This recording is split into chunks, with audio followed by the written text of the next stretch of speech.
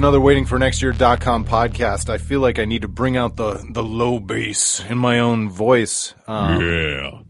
Dan Parker, DP of Waiting for Next Year fame, now with the Canon, which is what, an SB Nation? Yes. Blue Jackets blog. And I'm sure, I always wonder how fast we turn over an audience, but I mean, I'm sure there are still plenty of people around who remember your contributions to Waiting for Next Year. Yeah, well, and I still comment there frequently, and for some reason you guys have left the mod tag on my account, so it looks like I'm still somewhat official. Oh, that's cool. Well, no, it's fine. I don't do any modding though. So note to self: remove access, strip access. But while you do focus your writing and podcasting at this point to the Blue Jackets, are you still a season ticket holder for the Browns? Well, my friend still bought the tickets this year. The friend from high school that I've always gone to the games with, and he sold most of them. And okay. the reason that I gave them up, like the moment that the rumors came out that Chudzinski was going to be fired last year, I sent him a text and I said, you know what? If they fire him after 1 year, I'm done with this. So I have decided that until they show me that they know what they're doing, they have some semblance of a plan, I'm not giving them any more of my money. Now, well, I was just going to say the firing of Banner and Lombardi definitely softened me on that. So at least we're heading in the right direction. But until it looks like they're actually making progress and committing to some stability, I'm not giving them any more money. Well, and your commitment to come up from Columbus is a little more substantial than, say, somebody like myself who lives out in the eastern suburbs. I'm 35 minutes away from being downtown at any point in time. You're an hour and a half or more. Well, my friend lives near Mansfield, and it's an hour from door to door for me to get to his house, and it's over an hour, probably an hour and 15 from his house to the Hard Rock, which is where we usually would go pregame. So when you add in the fact that I have a 2-year-old who on those days I barely, if at all, get to see, it's just kind of like, what's the point? Well, and I was just saying that just in case anybody listening was going to accuse you of being like an overly sensitive, overly falsely principled. I mean, the commitment you've made to the Browns is real. And I mean, the commitment anybody makes to the Browns on Sunday is real, because even locally, if I go to a game, it's pretty much missing a whole day with my kids. Yeah, and you know, this is more subjective, but for me, there's nothing worse than that entire drive home, especially that last hour where I'm by myself. Oh yeah. When they've, you know, a perfect example would be the Lions game last year with the infamous underhanded interception throw. Like that 2.5 hours in the car, I just basically was like, you know, I've completely wasted an entire day. That was the Brandon Whedon Frisbee. If you could call it that. Frisbees at least have a flat plane that they go on. That was more like a slow pitch softball. Yeah. So anyway, yeah. So we're not here to talk about the past, right? No. And I do feel pretty good. I have the weirdest relationship, not an actual relationship, but philosophically with Joe Banner, because I think he's brilliant. I think he's really, really smart. I've said this before. I think that if I owned a team, if I was running a team, I would pay him to be my outside consultant off-site, and I would call him in the middle of the night or in the afternoon or whenever I wanted to talk over football, but I wouldn't let him near any of my people. Yeah, I've always kind of had the mindset of he's clearly smart and he clearly brings value to the front office of a football team. Yeah. But he definitely either inflated his own value or convinced Jimmy Haslam that he was more valuable than he actually was. And I think, to your point, his people skills are lacking is the best way to put it. So I'm not going to act like he was a complete disgrace. No. Because he certainly, you know, he clearly, you know, brought in some good people with Farmer and Alex Shiner and guys like that. But by the same token, I think he maybe thought his knowledge of how to run a football team exceeded what his actual knowledge base is. Well, and not just the team, but the culture and the structure, because it's at a certain point for how smart some of his moves were last year and how savvy it looked, depending on who was writing the article. The fact remains that he ran a team that fell apart, had a disconnect between the front office and the coaching staff, and was so toxic by the end of the year that they had to fire a coach after 1 year. That's a structure with so little support or teamwork or whatever you want to call it, that you can't just sweep it under the rug and say, well, he's a genius and Chud must have sucked. Yeah, and this is apples and oranges, but one of the things that I've noticed about hockey front offices, the teams that seem to be run the best in many cases are the teams that are willing to have more than one voice in the room. That are willing to put as many smart hockey people as they can in the top of their organization. And I think, maybe I'm unfairly broad brushing Joe Banner, but I never got the impression that he wanted other opinions.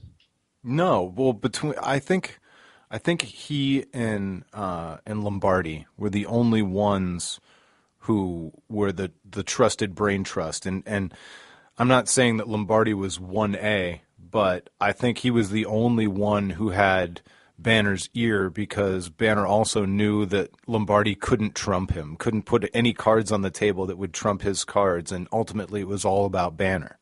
Yeah, well, and I mean, but that's not healthy. No, and not to a George Kokinis degree, but I'm still not entirely sure what Mike Lombardi actually did for the Browns. I think he was like an inside scout, and he was writing reports and putting information together from the scouts and from the staff. I think he was basically like a somewhat well-informed executive assistant for Joe Banner.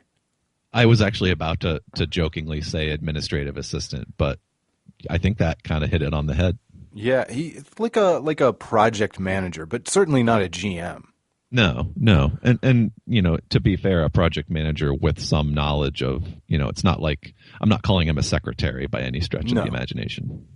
No, but it's really incredible when you think about, the fact that they were able to retain Farmer and he didn't bolt at the first opportunity is pretty unbelievable.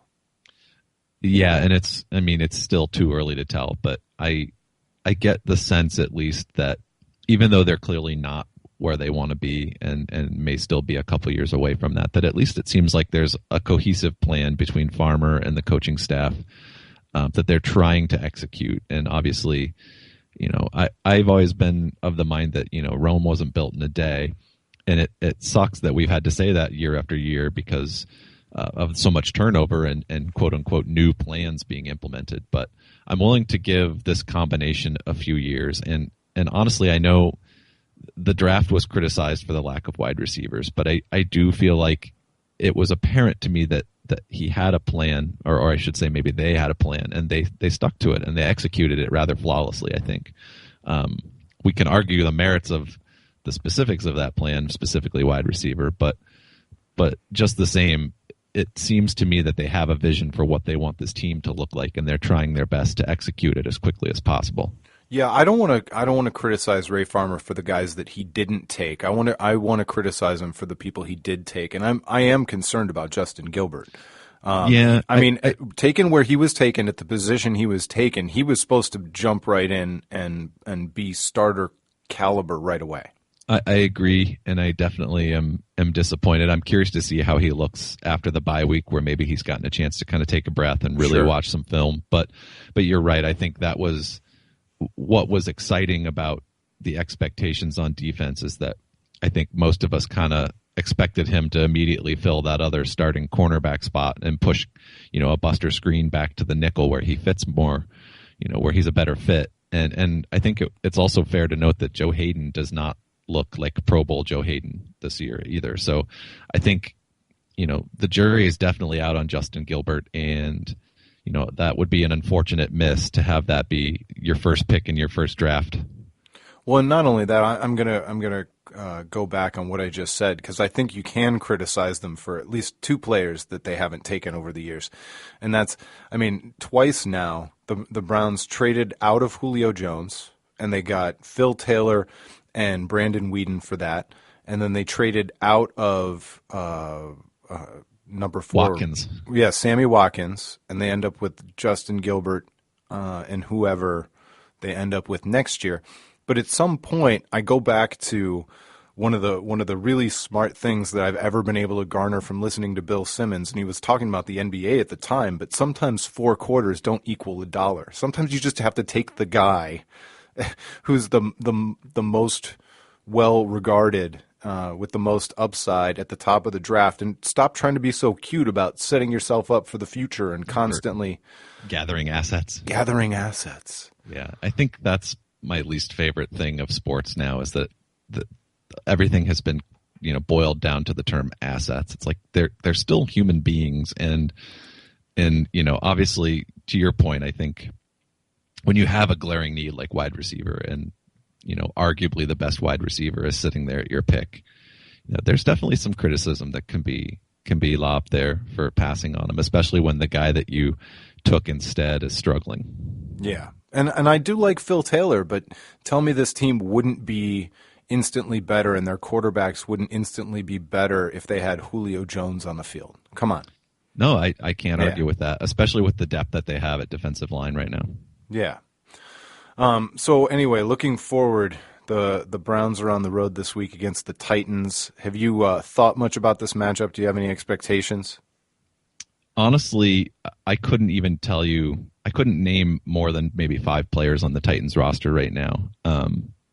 And that's more on me than anything else. I will say my hope is that the Browns have spent the bye week maybe paring down some of the more outlandish plays in their offense that just didn't work. I felt like probably the biggest momentum killer against Baltimore was they would string some plays together and then maybe they try to get a little too cute for their own good. So my hope is that they've kind of gone through and watched the tape to see what works, because I think, regardless of their opponent, their best chance to win is to play ball control and to ride the 2 rookie running backs, and then hopefully Ben Tate whenever he comes back to be able to keep their defense rested and off the field as much as possible. So I'm not gonna fib and talk about the strengths and weaknesses of the Titans. I just think that it boils down to the Browns running the ball well and Hoyer continuing to take care of the football and make the plays when he has to.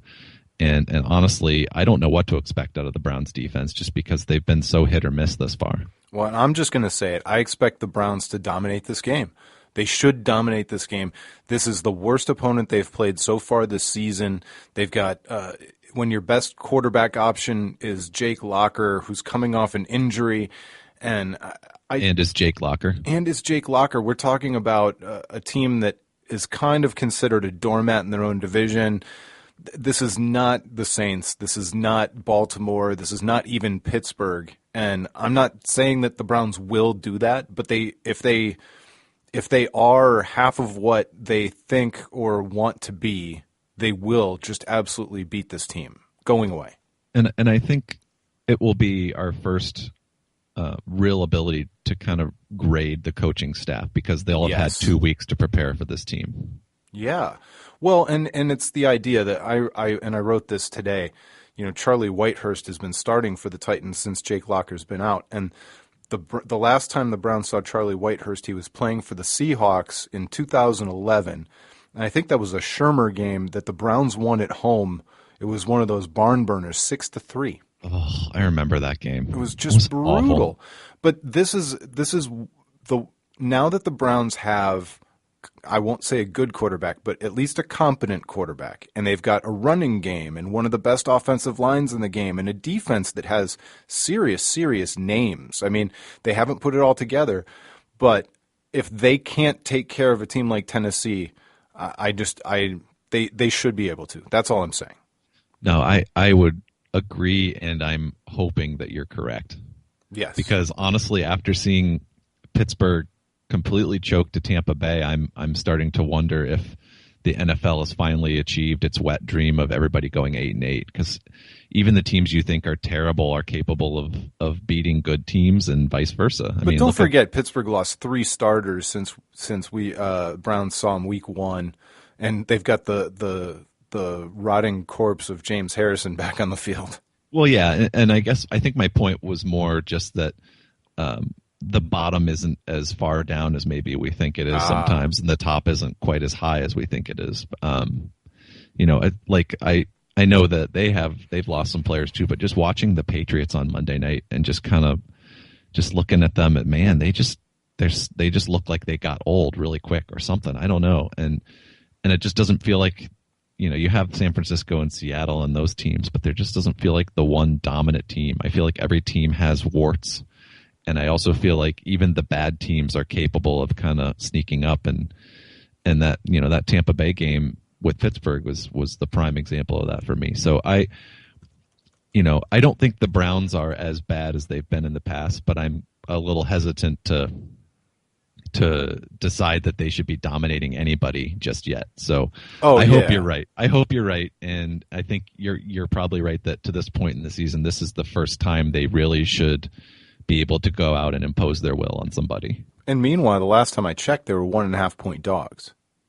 Well, if you think about it, if they're on the road, that means that Vegas expects them to win by 1.5, right? Because don't you get 3 points for being at home just by virtue of being at home? I guess, yeah. I don't know. I don't gamble, so. Yeah, I don't really gamble anymore either. That was like my college thing when it was the Wild West online and nobody cared. You could just give them a credit card and bet online. So yeah, that's been a long time since then. Let's switch tracks a little bit because you're obviously a baseball guy as well. How closely were you able to follow the Indians this year? I actually paid more attention to them this year than even last year. Obviously, down the stretch last year when they got real hot, I was watching every game, but I definitely was able to kind of pay a little more attention this year, and I know there's opinions all over the map on whether they were successful or not this year, and I tend to subscribe to I think it was TD in his recap was like, you know what, I know they didn't make the playoffs and they missed it by a few games, and if they could have just gotten a little more hitting and maybe just league average defense, yeah, ifs and buts, but they still won 85 games with next to no offense. So I think you can find some positives and you can definitely find some negatives, but I'm overall impressed by how quickly some of these pitchers that were maybe afterthoughts have kind of come back, and they really have set up what I think it should be a solid rotation for the next 2-3 years, depending on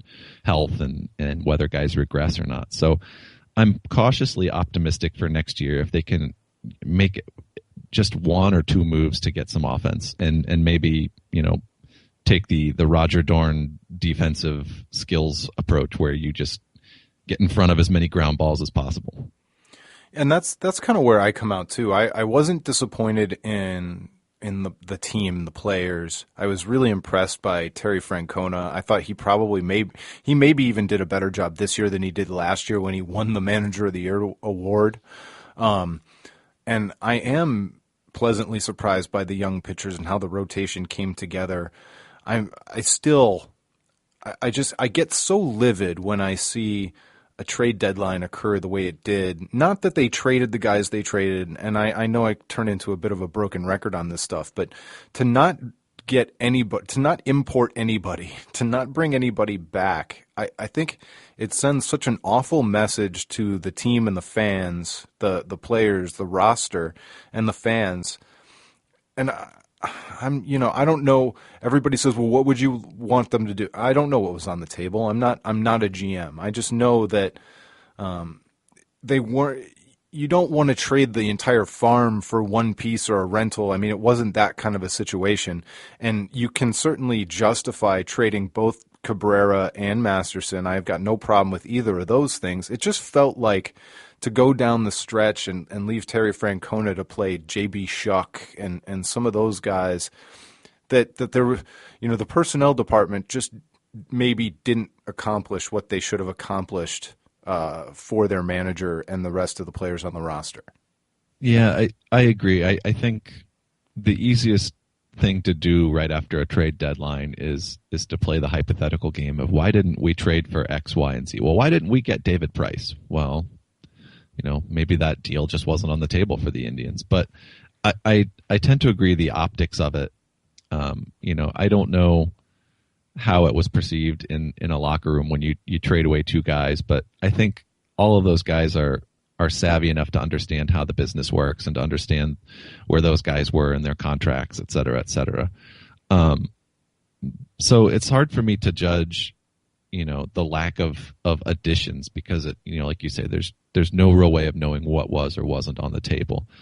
That said, I tend to agree with, I think Sports Yelling said this on your top three, bottom three podcast that, it wasn't a complete vacuum after those two guys left, especially with Cabrera. I think Jose Ramirez, obviously looked a little overwhelmed at first, but as he got the chance to play every day, he definitely did not look completely out of his depth. And so my hope is that, they were able to, I'm going to double back on something. They were able to, accrue a few extra assets for guys they knew they were losing and maybe not, take too far of a step back with the plans for next year. I don't know if that was their plan, but that's the way I choose to look at it, is that it didn't cripple their near-term future to get rid of those guys, and they were able to get something back in return.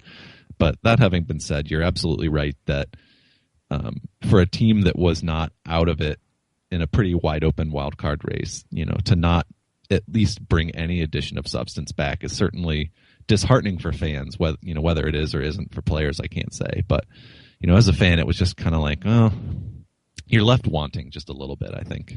Well, and whether they did respond well or not, and I would say, for the most part, the team did respond pretty well after the trade deadline, despite the fact that they didn't bring anybody back.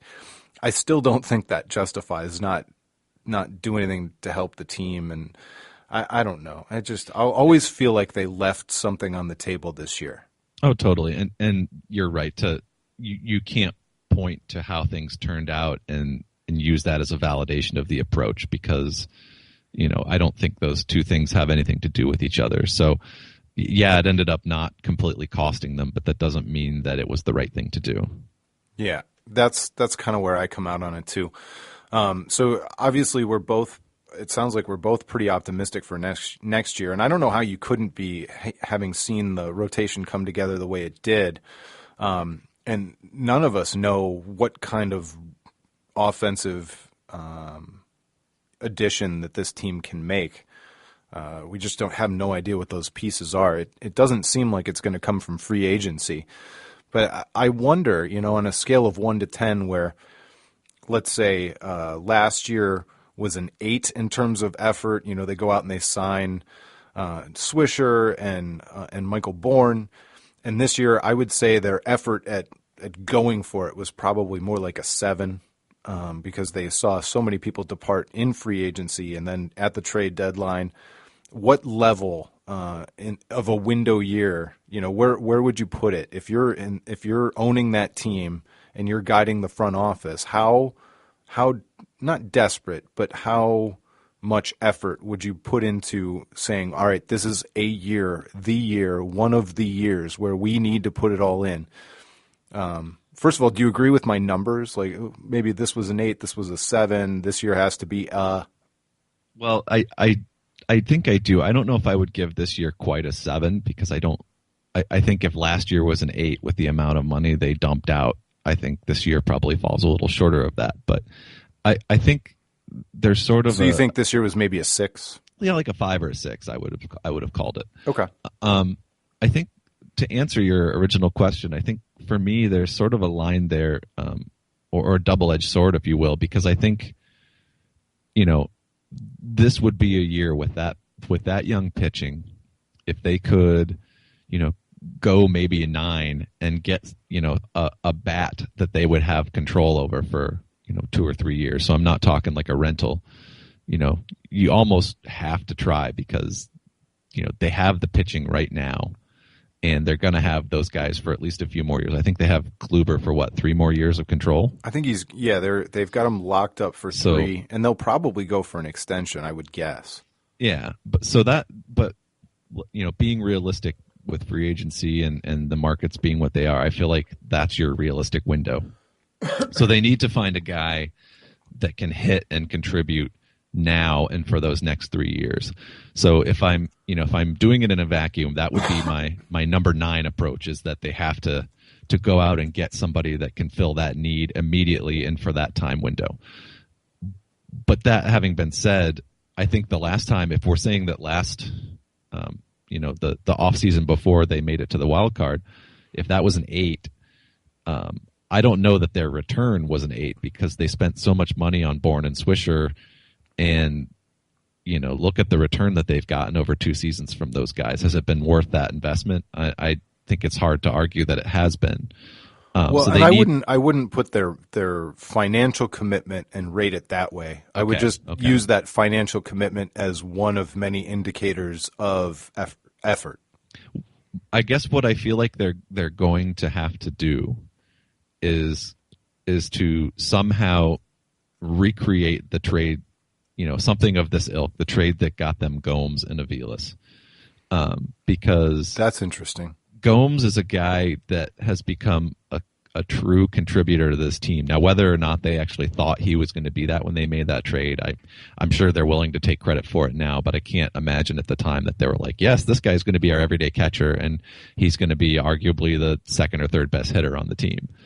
But that's how they're going to have the success, is to not go out and throw insane money at guys that just aren't worth it.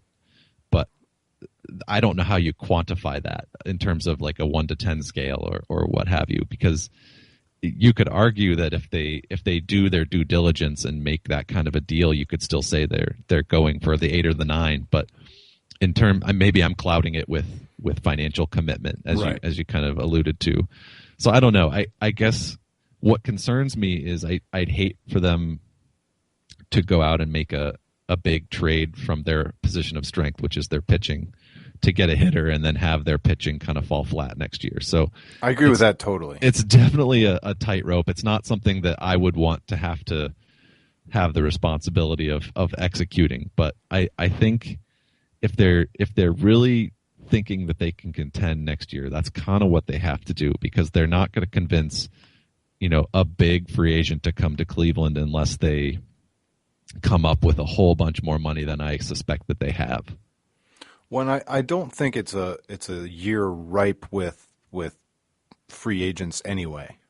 And I read, I think TD has been the one kind of banging the drum that they could improve at third base or right fielder.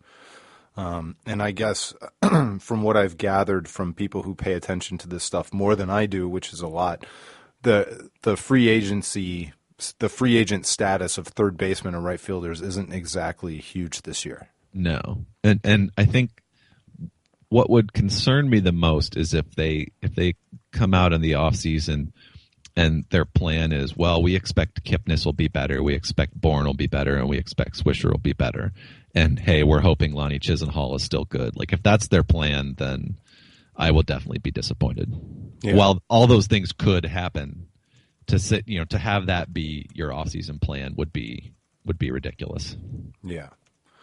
All right. Well, we're at about 25 minutes, and I want to at least spend a few minutes talking about the Cavs. I headed to the Wine and Gold scrimmage last night, and even while I expected it to be crazy and I expected there to be tons of people lined up, so I wasn't shocked to see all those kinds of things, it was still really remarkable to see it and be there, though. At 4:45, a good 45 minutes before the doors opened, there were probably enough people in line to fill the lower bowl. Wow. So people not only showed up for the free event, and it was general admission, so earlier you got there, the better seat you had, but they showed up way early. And then even after we all got in at between 5:30 and 6, nothing started happening until 7. It was absolutely incredible. So it was like a rock concert, it sounds like. It really was. And so, yeah, it's not shocking to see all those people, but I still couldn't believe it in a lot of ways. And how loud it was in there. I mean, LeBron takes the court for the first time. There were two moments. They came out to kind of run some drills and warm up a little bit, and that was the first time anybody saw LeBron back on the Cavs court as a member of the Cavaliers, and that was insane. But then, they break the Cavaliers squad into two teams, and they do player intros of the entire team. And obviously LeBron is last after, I think Kyrie Irving was second to last. And just the thunderous noise for all those guys, but then LeBron to kind of bring the house down. I'm getting chills even talking about it again. It was absolutely incredible. Well, I think, and I'm sort of in a weird space. I've been always, at least for the last 4 years, I've kind of been like TD. I've had the sort of NBA free mindset because Me too. Because it the decision really, kind of burned that bridge for me for a while, and I figured, if this was how it's going to work, I feel like the whole thing just felt made for TV, and as the quote unquote super teams started happening more and more, or at least the attempts were starting to happen more and more, it was just kind of like, well, this is turning into baseball for me, and so I have less and less interest. And considering that basketball season coincides with hockey season, which is far and away my favorite, there's only so much time you have in a day, and right. I was much more inclined to give less and less, and then ultimately none at all to the NBA. But I've been kind of pleasantly surprised with how complete and quick the turnaround has been with the mindset, not only towards LeBron, but people kind of buying back into this team. And I feel like it's ironic to me that the one guy that seems to be trying to pump the brakes a little bit is actually LeBron, talking about, there's going to be some time to grow, and this might be a cynical view that I have, and it wouldn't be the first time that I've been accused of that, but I'm just hoping that the expectations aren't so incredibly high that people are disappointed if the team takes a little while to kind of figure it out and figure out how to play together. So it's definitely interesting to see how the response has been, and to see how much that LeBron's essay really, how far it really went to kind of squash all the bad feelings. So I guess I'll definitely have a much higher interest in this team. I'll completely cop to being a bandwagon fan, but I just hope that people's expectations aren't too high right now. I think that's a good point. I think a lot of people are looking at Kyrie, LeBron, Kevin Love, and just saying, yeah, they're gonna have more wins than the Bulls. They're going to do this. They're going to do that. It's going to be unstoppable. And I think there are going to be nights where LeBron gets to sit the fourth quarter and they absolutely just roll against certain opponents. But I don't think that it's necessarily going to come together right away. I don't think it's necessarily going to be as consistent as people might want it to be, just because there is something to be said for how many of the members of the Bulls have played together for so long.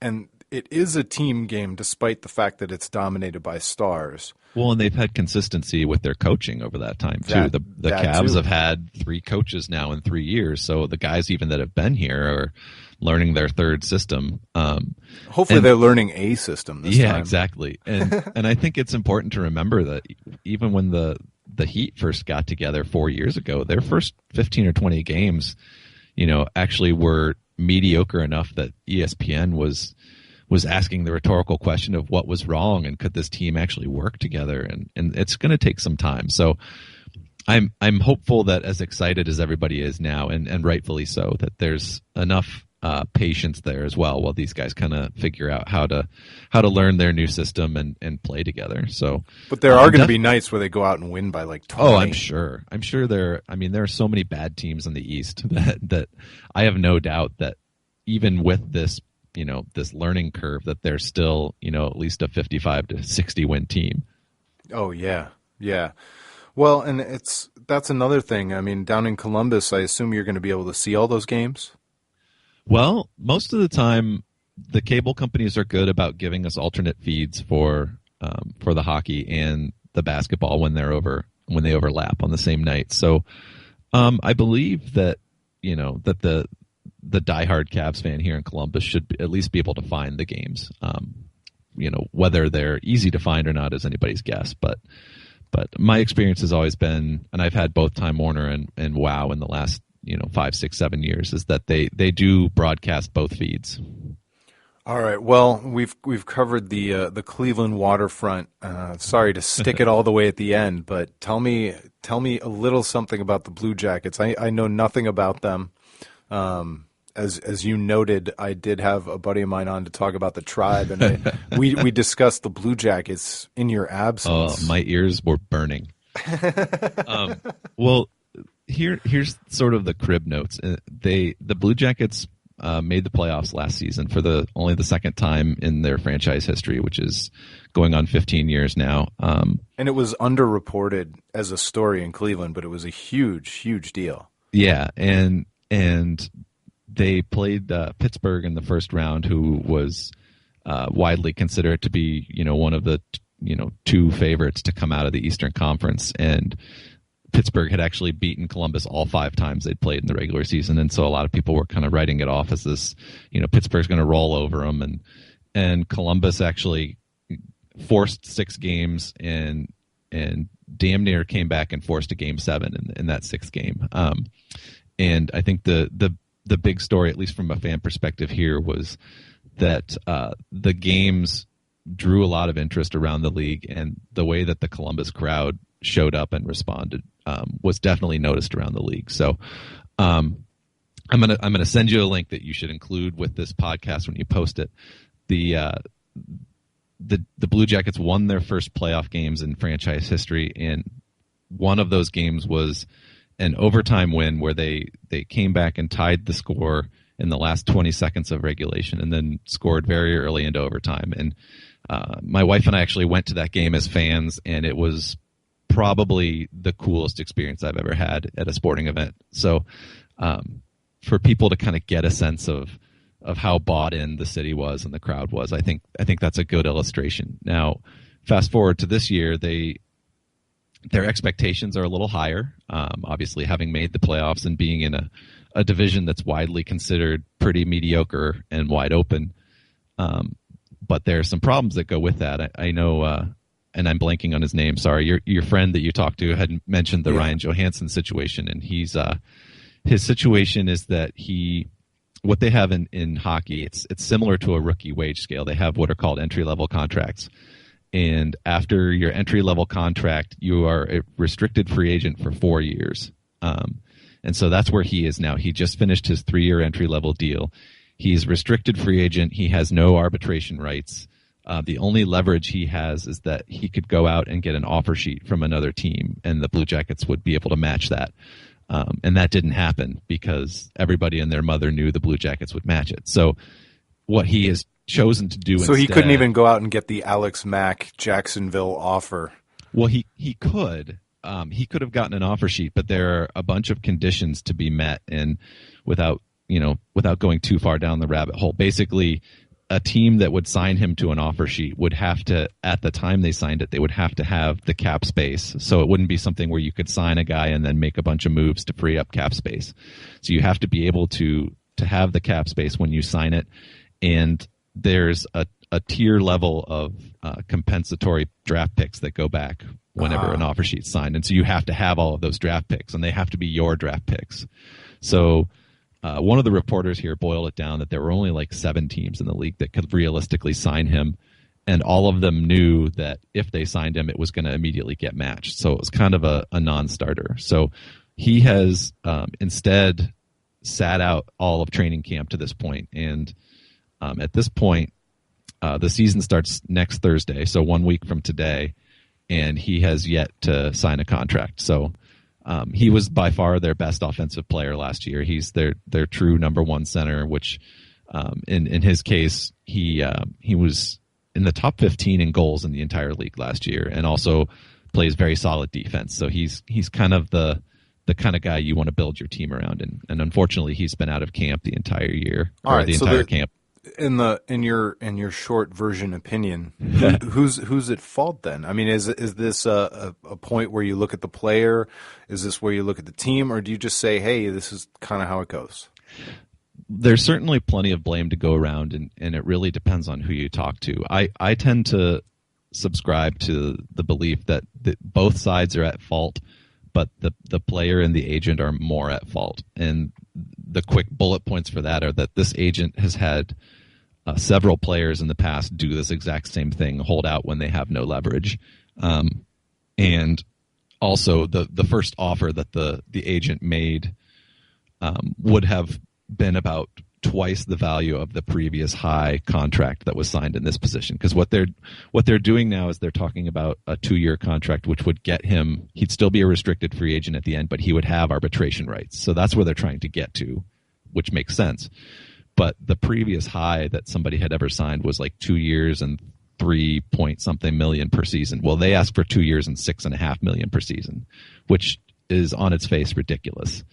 Conversely, however, the team basically said when training camp started, we're done negotiating. Here's our offer, take it or leave it. So there was a good, week or so where they weren't even talking, and the clock was definitely ticking. So, and also, I don't know if it's made its way, up in the Cleveland media at all, but the team president here in Columbus kind of went public in the media with his criticisms of the agent, and actually had leaked all the numbers of contracts that they offered. So it has felt pretty unprofessional on their side as well. What's really funny is I read it on Deadspin.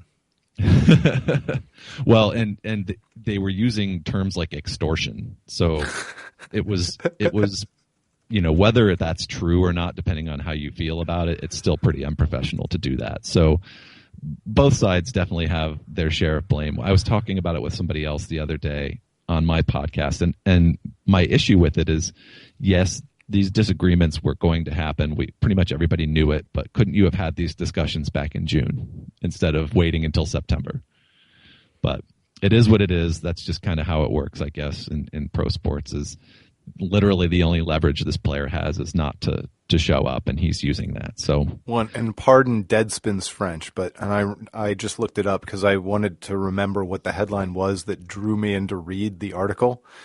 It was Blue Jackets not fucking around with Ryan Johansson contract negotiations. Yeah, it has definitely, at least outwardly, has appeared contentious. Now, I think what cracked me up was John Davidson, who's the team president, the other day when asked about it, I think it was Monday, had said, yeah, we're talking again. And it's been civil, which to me is about the most backhanded compliment that you can make in that situation. So I guess that's progress, eh? Yeah. Well, and the just to back up what you were saying about the quotes, it asked if that meant the Blue Jackets would no longer negotiate with Overhart once camp opened. Kekalainen? Yeah, his name is Jarmo Kekalainen. Kekalainen paused, and then he said, draw your own conclusions. Well, and he's kind of a fun caricature. He's from Finland, and he's actually the first European general manager in the NHL, which is pretty crazy when you consider how big the influx of European talent has been over the last 20 years. But he's this dude that like runs marathons, and actually his first offseason here, he went to the strength and conditioning coach and said, yeah, like I want to participate in the same program that the players are participating in. So he's kind of a hard ass. That's awesome. And he's got this monotone, dry delivery. Like even when he says something funny, it's always just in this same voice. And he really, to me, and I'm not, I like the guy. I think he's done a great job so far, but he seems to me, he's like a robotic Bond villain, and it's kind of cool. Except in this case when you just feel like, he's like smashing tables behind the scenes. All right. Well, and of course people can find all those kinds of articles on the Canon, and your podcast. What's it called on iTunes so people can subscribe? The podcast is called The Report, which is because we're a bunch of nerds and we think double entendres are funny. So, obviously it's a report, and then, when a cannon fires, it's called a report. So, like I said, we're a bunch of dorks. I had no idea. I'm glad you explained it. So yeah, we're at jacketscannon.com, and you can find us in iTunes under the report. So very good. Thanks so much. And sorry I missed our time yesterday. And thanks. Oh, no problem. Thanks for it was one of those things. I got the email saying, "Oh, I'm ready anytime," and I was like, "Yeah." Well, and it's not like you haven't been busy, since you've had literally a podcast every day this week, as far as I could tell. Yes, so. Yes, I have. Yes, I have. Well, thanks for listening, everybody, and thanks for doing it, Dan. And make sure you bug me again. I tell everybody that the way I book this show is whoever bugged me last. So anybody who wants to be on the show needs to bug me more often. Well, and I know we don't have time now, but we still have music to talk about. Yeah, so. That's true. We always have music to talk about. Someday we need to have you and Andrew and I need to have the all-out early 90s Seattle rock end of discussion podcast. So maybe we'll just make it a live event someplace. We'll just sit around, get plastered, and talk everybody's ears off. Yeah, that sounds good to me. Yeah. All right, well, thanks again, and until next time, this has been the WaitingForNextYear.com podcast. Waiting for next year.